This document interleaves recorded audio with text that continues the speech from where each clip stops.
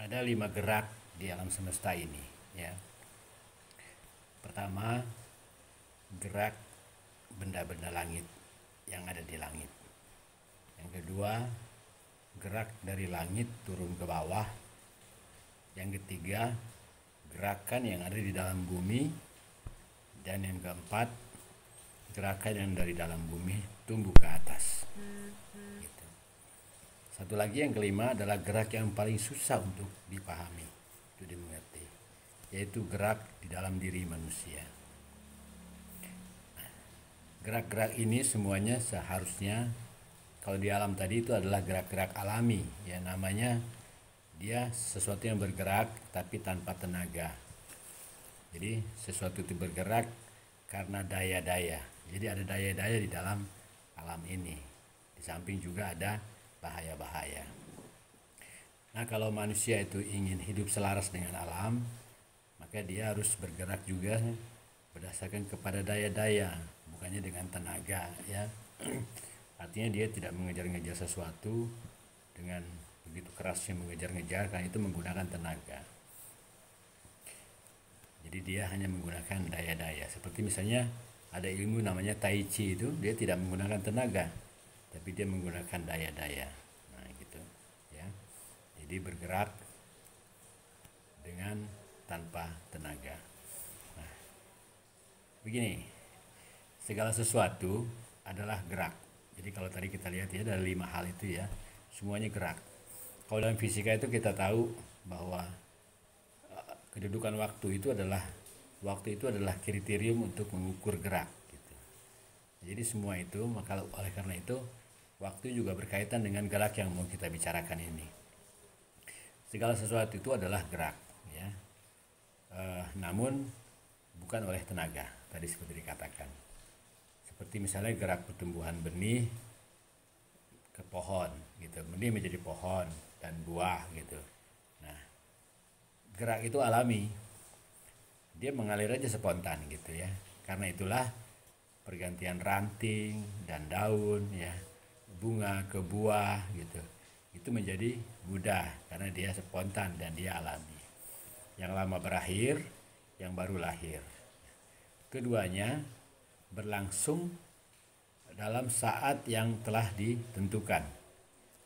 Oleh karena itu tidak ada luka yang ditimbulkan, gitu. Nah, kan gerak itu ada yang naik, ada yang turun, ya. Ada yang ke samping, ke kiri, ke kanan, dan ada yang berputar. Kalau gerak naik itu seperti digambarkan naiknya tebu ke gula, gitu. Jadi bukan naiknya seperti naik dari satu tangga pertama ke tangga kedua. Karena kalau dari tangga satu ke tangga kedua, dia akan meninggalkan tangga yang pertama.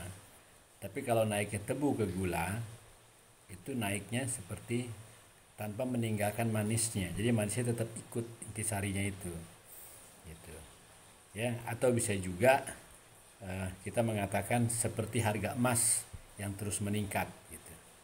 Jadi emasnya itu tidak pernah tertinggal, cuma harganya terus tetap meningkat. Emasnya adalah emas yang sama.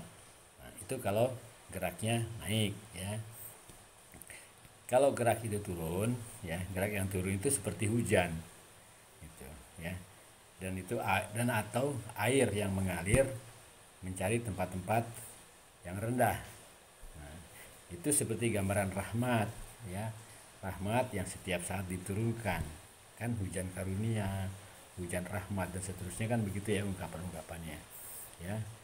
Dan itu tanpa pandang bulu untuk membasah. Kalau air hujan itu turun, dia membasahi ladang yang kekeringan, sawah yang butuh minum, dan juga jiwa yang putus asa. Itu kalau geraknya turun. Kalau geraknya ke samping, ke kiri, ke kanan, dan berputar, ya, atau berputar, nah, dia selalu horizontal, gitu, ya.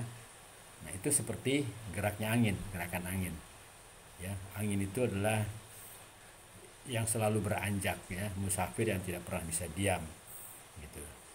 Dia lembut, dia menyejukkan, dan sesekali juga dia kuat untuk memporak-porandakan yang keras dan angkuh, gitu. Tapi kalau yang lembut-lembut itu seperti rumput-rumput kecil, itu tidak akan dibongkar, gitu. karena dia mengikuti terus kemana arah angin itu bertiup. Cuma kalau yang keras seperti pohon-pohon yang tinggi besar itu kan menentang angin, sehingga itu akan dihajar. Oleh karena itu sesuatu yang besar dan menentang pasti akan dijatuhkan gitu, pasti akan dirubuhkan. Nah, friend, sebetulnya saya mau bilang begini, gerak itu semua itu seperti geraknya orang bijak di masyarakat. Ya, dia bergerak leluasa, seraya dia menebar aroma wangi di mana-mana. Ya, baik itu dia naik maupun turun atau pada sesama. Gitu. Jadi dia sifatnya spontan dan alami dan tidak ada yang dilukai seperti tadi. Ya, nah, hembusannya nikmat gitu. Semilirnya hikmat. Sejuk dia kala di atas dan teduh dia kala di bawah. Nah, semua gerak itu terjadi meskipun bukan oleh tenaga, namun memiliki daya. Dia bertindak dengan tidak bertindak namanya. Air kan mengalir saja tidak bertindak gitu, tapi dia bergerak. Ya, tidak bertindak, dia hanya bergerak gitu. Nah, sekarang begini, ribuan yang bergerak pakai otot itu dikendalikan dan tumbang oleh sesuatu yang bergerak pakai otak, dan apalagi akan tunduk jika ia digerakkan oleh hati. Nah, inilah tadinya yang tadi kita awal-awal mengatakan satu gerak yang paling misterius adalah gerak dalam hati manusia.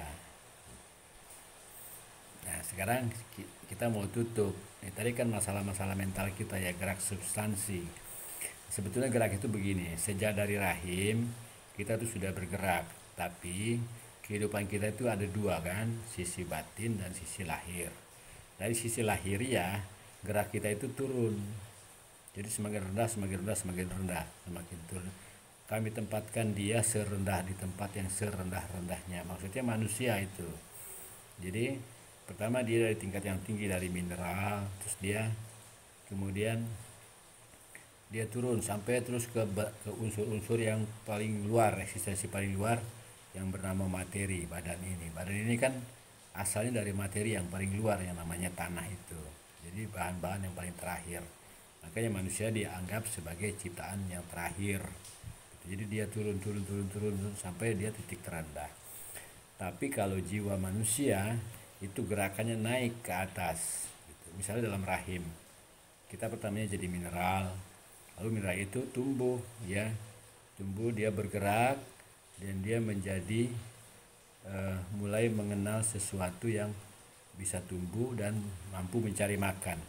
Nah, itu sifat nabati, sifat tumbuhan. Setelah itu dia berkembang terus, ditambahlah dia dengan satu sifat lagi, yaitu sifat gerakan atau sensasi. Nah, itulah disebut sifat hewani. Ketika dia lahir ke dunia, dia masih sebagai hewani. Ketika jiwa rasionalnya sudah mulai digunakan, maka jiwa itu tumbuh menjadi jiwa rasional yang disebut manusia. Gitu, Ren. Oleh karena itu, kalau orang bertahan pada fisiknya, bertumbuh pada fisiknya, dia semakin lama akan semakin luruh, ya, karena fisik kita ini luruh. Seperti rambut kita ini kan luruh, ya, semakin tua tubuh kita, daging kita, kulit kita luruh gitu. Tapi jiwa tidak. Jiwa itu kalau dia punya pendidikan yang baik, ya, tidak salah urus, tidak terjadi kecelakaan, maka jiwa itu semakin lama akan semakin naik ke atas. Jadi perjalanan jiwa adalah perjalanan dari sifat-sifat menuju ruh. Jadi semakin baik sifat-sifat jiwa itu, dia akan naik terus menuju ruh, dan akhirnya dia menyatu dengan sifat-sifat ilahiyah gitu, friend. Oke, friend, apa gunanya saya bercerita tentang gerak ini?